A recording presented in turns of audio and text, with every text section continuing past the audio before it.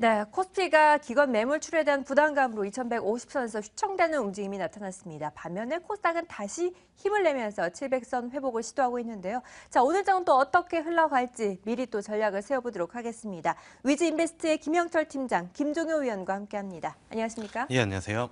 네. 어제 코스피가 오전장에서의 상승분을 모두 반납하는 오후장에서의 전각 후약 현상을 보여줬습니다.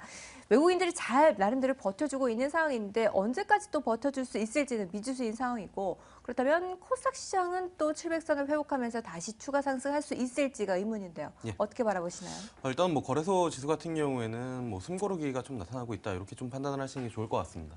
일단 수급적인 측면에서는 외국인들이 꾸준하게 매수를 해주고 있는데 기관 쪽에서의 차익 실현이 조금 계속 나오고 있는 그런 상황이고, 주도주 흔히 말하는 이제 화학, 건설, 그리고 이제 증권 이런 주도 업종들이 좀 쉬는 가운데 이제 낙폭과대였었던 종목들이 어느 정도 이제 순환매가 조금 나타나는 그런 상황이다라고 좀 보시면 좋을 것 같고요. 그다음에 이제 지수가 좀 조정을 받은 데는 삼성전자 영향이 좀 크다. 삼성전자 앞서 이제 이슈에서도 조금 다뤘었던 것 같은데요. 결국에는 이제 애플이랑 삼성전자 롱숏 그 전략에 대한 일환으로 이제 외국인 매도세가 좀 나오는 부분들이 있을 것이고, 그다음에 개인적으로는 국내 시장 업종 내에서 IT 업종 삼성전자가 많이 올라왔었던 부분들 차익 실현을 하고 상대적으로 못 올랐었던 SK 하이닉스나 아니면 LG 디스플레이 이쪽으로 이제 수급이 조금 움직이면서 국내 증시 업종 내에서도 일부 순환매가 좀 나타나면서 그런 흐름들이 지수를 어느 정도 좀 숨고르기 상태로 좀 이끌어가는 그런 흐름이지 않을까 이렇게 좀 보고 있습니다. 그래서 앞서 이제 앵커님이 질문하실 때도 이제 외국인들이 어디까지, 그러니까 언제까지 이렇게 매수를 해줄 것이냐 이렇게 이제 코멘트를 하셨는데, 결국에는 외국인들 수급 변화는 선물 쪽이랑 환율 쪽 계속 봐야 된다라고 말씀을 드리고 있습니다. 그러니까 선물 쪽에서는 일부 조금 상방보다는 어느 정도 리스크 관리 이제 하방으로도 조금 이제 포지션을 좀 구축하는 그런 흐름들이 좀 나타나고 있는 상황이고요. 환율 같은 경우에는 1,050원대 정도까지 많이 터치를 하게 되면은 외국인들 환차익까지 본다라고 하면 일부 차익 실현의 욕구가 생길 수 있는 구간이기 때문에 장중에 환율 변동 좀 봐야 되지 않을까 이렇게 좀 말씀을 드릴 수가 있겠습니다. 그리고 이제 코스닥 같은 경우에는 사실 21선 기술적으로는 21선을 두 번 정도 지지력을 확보를 했기 때문에 상승 추세는 개인적으로는 좀 유효하다라고 좀 보고 있는 상황이고, 그 안에서 이제 종목별 슬림화가 좀 나타나고 있는 그런 상황이다. 그러니까 이 앞전에는 한 종목이 치고 나가면은 그 관련된 섹터가 같이 움직이는 흐름이었는데, 지금은 섹터군에서도 좀 확실히 실적에 대한 그 기대감에 따라서 좀 다르게 나타나는 그런 움직임들이 좀 나타나고 있다, 이렇게 보시면 좋을 것 같고요. 그다음에 이제 전일 미국 시장에서 바이오테크 관련 섹터들이 좀 조정을 많이 받았는데, 국내에서도 이제 바이오 섹터 관련해서는 조금 보수적으로 좀 대응을 하는 게, 워낙 많이 올라왔기 때문에 좀 보수적으로 대응을 하는 게 맞지 않을까 이렇게 좀 판단을 하고 있습니다. 관심 갖고 있는 업종이라고 하면은 역시나 이제 중국 소비 관련주, 그리고 음식료, 그리고 헬스케어, 반도체 이쪽 관련된 중소형주 종목들은 꾸준하게 좀 관심을 가져보는 전략이 유효하지 않을까 이렇게 좀 말씀을 드릴 수가 있겠습니다. 네, 일단 코스피는 숨고르기 속에서도 순환매가 계속 이어지면서 환율과 선물시장 흐름을 주목해서 외국인들의 수급을 포착해 보셔야겠고, 코스닥 시장에서도 실적 중심 종목들로 슬림화 현상을 예상하고 있는 상황입니다.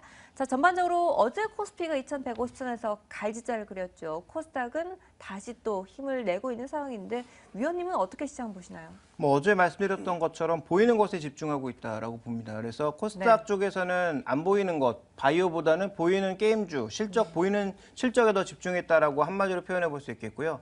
자, 유가증권 시장은 두 가지 해석이 가능합니다. 첫 번째로는 자동차 이런 종목을 사고 있다라는 것에 대해서 우리가 긍정적인 해석을 해보게 되면 지금 하반기의 경기를 좋게 보고 내구 소비재의 대표적인 종목군들을 사고 있다, 이렇게도 볼 수 있지만, 반대로 이제 부정적으로 해석하게 되면 어떤 해석도 가능하냐면, 시장에서 워낙 살 종목이 없고 그다음에 많이 오른 종목군들이 많다 보니까 가장 방어적인, 더 이상 빠질 데가 없는 종목으로 돌아 들어가고 있다라고 좀 볼 수도 있는 거죠. 그래서 이 양면적인 해석을 모두 가져가시는 게 좋을 것 같고요. 그런 관점에서 유가증권 시장은 약간의 속도 조절을 할 가능성 정도는 있다라고 봐야 될 것 같고, 코스닥 시장도 실적이 막상 발표되게 되면 이 상승 속도, 그러니까 증시의 상승 속도와 이익의 상승 속도가 서로 어긋나다고 생각할 경우에는 종목의 급격한 조정이 나타날 수 있기 때문에 무조건 덤벼드는 전략보다는 전체적으로는 보유 종목의 홀딩 전략, 그리고 조정시 매수 전략 정도로 접근하시는 게 당분간은 좋지 않을까라고 보고 있습니다. 네, 역시나 불확실성이 뚜렷한 성장주보다는 확실한 실적주 중심으로 관심을 가져보자라는 의견과 함께 코스피는 속도 조절에 들어갈 가능성이 크고 코스닥도 실적이 발표되면서 실적과 현재 주가의 이격이 좀 시장에 영향을 미칠 것으로 판단을 하고 계십니다. 자, 전반적으로 시장이 좀 불안하다라는 움직임이 나타나고 있는데요. 또 5월 1일 메이데이를 앞두고 중국 소비 관련주들에 대한 기대감은 강하게 형성되고 있어요. 의류주들이라든지 뭐 화장품 관련주들 이런 흐름이 좋아지고 있는데요. 앞으로 계속 이어질까요? 아무래도 이런 흐름들은 좀 지속적으로 중국 관련 소비주는 좀 지속적으로 관심을 가져야 된다라고 이제 좀 보고 있는 상황이고요. 뭐 반짝 상승했다가 많이 또 내려앉는 모습이 계속 시현되고 있는데. 예, 일단은 뭐 화장품주들 같은 경우에는 뭐 등락폭이 좀 컸긴 했지만 이 네. 장기적으로 시장 자체가 커지는 시장이기 때문에 뭐 관심을 꾸준히 좀 가져야 된다라고 이제 좀 보고 있는 그런 상황이고요. 특징적으로는 이제 뭐 그 중국 관련 소비주들의 확산이 나타나고 있는데 특히나 전일장 같은 경우는 의류주들이 좀 강세 흐름들을 좀 보여준 것 같습니다. 준비된 화면을 한번 보시면은 이게 이제 아마 열흘 전에 아마 보여드렸던 그 이제 화면인데요. 그러니까 이제 중국 관련, 그러니까 중국 내에서 한국 그 제품 구매력이 확산이 되고 있다라고 이제 말씀을 드리면서 보여드렸던 건데 화장품 다음에 이제 뭐 가장 많이 구매를 하고 있는 것이 이제 그 의류 그리고 그 다음에 이제 가공식품입니다. 그래서 화장품 다음에 중국 관련 소비주가 확산이 되면은 아마 의류 관련주가 될 것이다라고 말씀을 드렸었고 그때 이제 관심으로 좀 보자라고 말씀을 드렸던 게 이제 아비스타랑 MK 트렌드였는데 MK 트렌드 같은 경우가 뭐 전일장 상한가에 이제 들어가는 흐름들이었고 그다음에 아비스타도 최근에 상당히 강한 흐름들을 좀 나타나고 있는데 전반적으로 이러한 흐름들이 뭐 제2의 화장품이 될 것이다라고 뭐 단도직입적으로 말씀을 드리기는 어렵지만 전반적으로 시장 자체가 커지고 실질적으로 중국 내에 법인을 가지고 그 매장을 가지고 매출이 확대가 되고 있는 그런 상황이기 때문에 장기적으로 좀 관심을 가져볼 만한 섹터가 분명히 뭐 맞다라고 이제 좀 보고 있는 상황이고요. 그 다음에 이제 뭐 세 번째로 뭐 의류 다음에 뭐 이어질 수 있는 거는 가공식품에 대한 부분들입니다. 그때 이제 뭐 말씀을 드렸을 때도 역시나 삼리식품, 대상 그리고 이제 뭐 메일유업이나 뭐 오리온 이런 종목들 뭐 말씀을 드렸었는데 이런 중국 내에 좀 실질적으로 매출이 증가가 되고 있는 또는 법인을 가지고 있으면서 실질적으로 기대감만으로 움직이는 게 아니라 사업을 하고 있는 그런 기업들은 좀 꾸준하게 좀 관심을 가져봐야 되지 않을까 이렇게 좀 보고 있고요. 전반적으로 뭐 의류 관련주들은 조정 시에 뭐 관심을 가져야 되는 그런 섹터다라고 이제 좀 보고 있는 상황입니다. 네, 최근에 기존의 기업들 가운데 화장품 사업 부분에 새로 뛰어드는 기업이 있으면 무조건 낚아라라는 우스갯소리가 나올 만큼 그만큼 화장품 사업 부분에 대한 기대감이 강하게 형성되고 있는데요. 그래서 그런지 리스크도 좀 더 크겠죠. 좀 차별화 전략이 필요할 것 같은데 어떻게 보시나요? 네, 좀 전에 말씀드렸던 전략과 일치한다라고 보고 있습니다. 이들 종목은 모멘텀으로 인해서 가는 종목이 워낙 많습니다. 그래서 실적의 증가 속도와 주가의 상승 속도가 일치하지 않는 종목이 나타날 경우에는 변동성이 커질 가능성이 있다는 거죠. 그래서 저는 중국 소비주가 좋고 우리 시장 내에서 유일하게 그래도 모멘텀이 강하게 살아있는 종목이다라는 점에는 동의하지만 매매 관점에 있어서 추격 매수는 여전히 어렵다라고 보고 있습니다. 그래서 뭐 조정시 매수 정도로 생각해 보실 필요가 있겠고요. 비중이 조금 과하다면 오히려 주가의 반등 시에는 비중을 점점 더 실기보다는 오히려 줄이거나 지금 가지고 있는 물량 정도만 홀딩하는 것이 조금 더 해피한 전략이 될 수 있다고 보고 있기 때문에 중국 관련주에 대한 전반적인 투자 전략, 특히 중국 소비주에 대한 전략은 과유불급이다라는 말씀으로 요약하고 싶습니다. 네, 중국 소비 관련주들 좋은 건 알겠습니다만 이미 많이 올라온 상태고 보유자의 영역으로 보고 있습니다. 그리고 뭐 조정 시의 매수 전략은 유효하다라는 평가를 내주셨는데요. 자, 이제 전체적인 시장 전략을 좀 더 세워봐야겠습니다. 아직까지 주요 기업들, 업종 안에서 대표주들 중심으로 실적 발표가 계속 이어지게 될 텐데 그와 함께 또 호실적이 기대되는 종목들 분명히 있겠죠. 예. 일단은 뭐 이번 주에도 이제 뭐 많은 기업들이 이제 실적 발표가 좀 예상이 되고 있는 상황인데요.